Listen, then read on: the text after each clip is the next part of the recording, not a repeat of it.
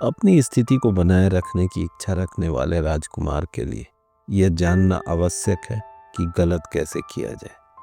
The Prince में Niccolo Machiavelli द्वारा दी गई इस तरह की सलाह ने मैकियावेली को उनके कंटेम्प्रेरी पॉलिटिकल थिंकर से अलग किया। जहां दूसरे पॉलिटिकल थिंकर्स जैसे अरस्तू का यह मानना था जिस तरह नैतिकता एक इंडिविजुअल का नैतिक व्यवहार है, इसी तरह राजनीति समाज या समूह का नैतिक व्यवहार है, लेकिन मैकियावेली ने इसे खारिज कर दिया। उनका कहना था कि नैतिकता इंसान को कमज़ोर बनाती है और कमज़ोरों की राजनीति में कोई जगह नहीं, क्योंकि power is a ruthless game. If you want to play you have to kill your intimacy first.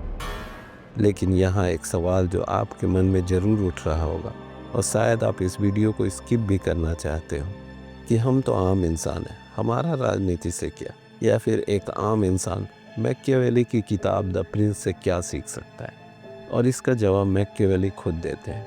उनके शब्द हैं, एक व्यक्ति कैसे जीता है और उसे कैसे जीना चाहिए, इसके बीच में बहुत बड़ा अंतर है। मतलब एथिक्स, मॉरलिटी और वैल्यूज़ एक इंसान को यह तो बताते हैं कि उसे कैसे जीना चाहिए, लेकिन उसे कैसे जीना है यह जीवन की निर्दयता तय करती है, और निर्दयता को झेलने के लिए कठोर तो बनना ही पड़ेगा। तो आइए जानते हैं मैकियावेली की 3 बेसिक पॉइंट को जो वह अपनी किताब द प्रिंस से समझाना चाहते हैं। तो पहला पॉइंट है virtue versus Fortuna. Machiavelli the Prince के चैप्टर 25 में कहते हैं कि यह सच हो सकता है कि भाग्य आधे कामों का निर्णायक होता है, लेकिन वह अभी भी बाकी आधे कामों को या उसके करीब के कामों को हमारे द्वारा संचालित होने के लिए छोड़ देता है। और वह काम उन हिंसक नदियों में से एक है जो जब क्रोधित होती है तो विनाश ले आती है। लेकिन इसका मतलब यह नहीं जब समय शांत होता है तो लोग तटबंधों के साथ सावधानी न बरत सके, ताकि जब नदियाँ फिर से उफान पर आएँ तो या तो वे नहर के जरिए बह जाएं, या तो उनका वेग इतना अनियंत्रित और हानिकारक ना हो।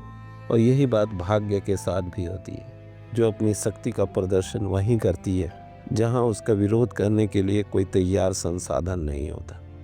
Means your Fortune give you chance and opportunities, but your virtue turn it into your achievements. तो दूसरा पॉइंट है डिमॉन्स्ट्रेशन। मतलब आपके पास पावर का होना, ताकत का होना या कुछ खास गुणों का होना तब तक मैटर नहीं करता जब तक कि आप उसको दिखा ना पाए, बता ना पाए या दूसरों को उसका एहसास ना करा पाए, क्योंकि यह दुनिया अंधी भी है और बहरी भी। इसी बात को मैकियावेली ने द प्रिंस के चैप्टर 7 में सेसारे बोर्गिया की कहानी से डिफाइन करने की कोशिश की। सेसारे बोर्गिया पॉप अलेक्जेंडर IV का नाजायज पुत्र था, जिन्होंने बोर्गिया को एक सेना तैयार करने और मध्य इटली में रोमांगना क्षेत्र पर विजय प्राप्त करने में मदद की थी। जब बोर्गिया रोमांगना पर राज्य करने लगा तो उसे बहुत दिक्कतों का सामना करना पड़ा। पहला, उसके मिनिस्टर उसके सुनते नहीं थे, और दूसरा, जनता पर मिनिस्टरों के द्वारा किए गए अत्याचार की वजह से जनता बोर्गियो को पसंद नहीं करती थी। तब तो बोर्गियो ने उस मिनिस्टर को जिसने जनता पर सबसे ज़्यादा अत्याचार किया था, एक सुबह सेसेना में पियाजा पर 2 टुकड़ों में एक लकड़ी के ब्लॉक और एक खून से सने चाकू के साथ खड़ा कर दिया, जिससे एक तरफ तो उसने जनता के साथ न्याय किया और जनता के दिल में अपने लिए जगह बनाई, वहीं दूसरी तरफ अपने बेलगाम मिनिस्टरों को खौफ से भर दिया, क्योंकि एक सजा ने दूसरों के दिलों और दिमाग में उसकी ताकत को स्थापित कर दिया था। Therefore it is more important to appear powerful than to be powerful। तो तीसरा पॉइंट है believe in fear rather than love. जैसा कि मैक्सवेली द प्रिंस के चैप्टर 17 में कहते हैं कि प्यार और डर में ज़्यादा प्रभावशाली डर है, क्योंकि प्रेम दायित्व के डोर से बंधा होता है, इसलिए उसको लाभ मिलने पर छोड़ा जा सकता है, लेकिन डर दंड के भय से बंधा रहता है, इसलिए दंड का डर कभी समाप्त नहीं होता।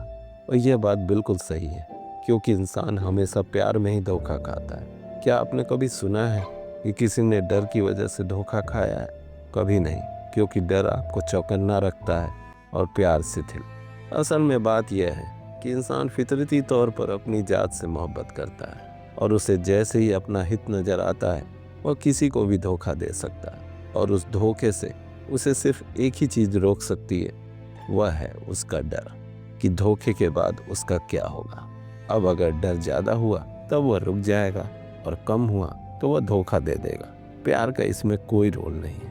तो अब अगर मैक्सवेल की बातों को ब्रॉडर एस्पेक्ट में समझें तो पहला, अपने अंदर रेजिस्टेंस को बनाए रखिए जो दूसरों की नज़रों में आपकी पर्सनैलिटी को टफ बनाएगा।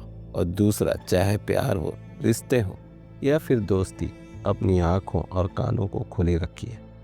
Thank you and best of luck.